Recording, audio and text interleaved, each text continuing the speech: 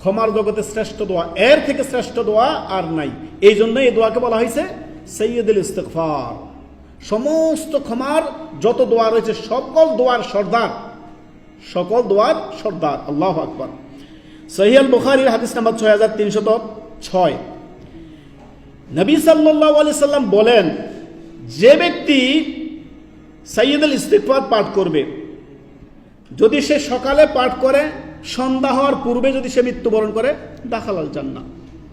আবার সে যদি সন্ধ্যায় পাঠ করে সকাল হওয়ার পূর্বে যদি সে মৃত্যুবরণ করে, দাখালাল জান্নাহ, সে জান্নাতে প্রবেশ করবে। সুবহানাল্লাহ।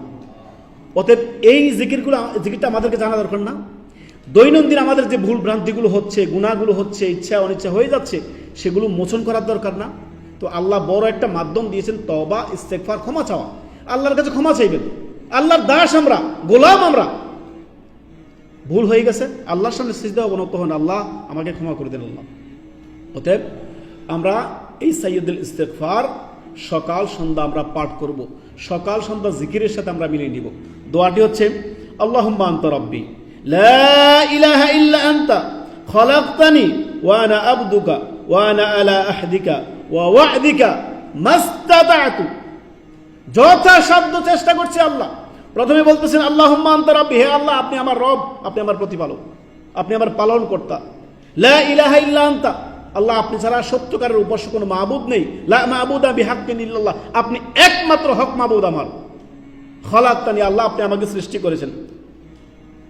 ওয়া আনা আবদুকা ওয়া আনা আলা আহদিকা ওয়া ওয়া'দিকা মাস্তাতা'তু আউযু বিকা মিন শাররি মা সানাতু আবুউ লাকা বিনি'মাতিকা আলাইয়া ওয়া আবুউ বিযামবি ফাগফিরলি ফাইন্নাহু লা ইয়াগফিরু যুনুবা ইল্লা আনতা। আল্লাহ আমাকে আপনি ক্ষমা করে দেন, আপনি ছাড়া ক্ষমার আর দুনিয়াতে কেউ নেই আমার, আপনি একমাত্র আমার মাবুদ। মনে থাকবে কয়জনের মুখস্থ সাইয়্যিদুল ইস্তিগফার? বলছি, সকাল সন্ধ্যায় আপনি জিকিরের সাথে সাইয়্যিদুল ইস্তিগফার মিলিয়ে নেবেন। ক্ষমার জগতে সর্বশ্রেষ্ঠ দোয়া হচ্ছে সাইয়্যিদুল ইস্তিগফার।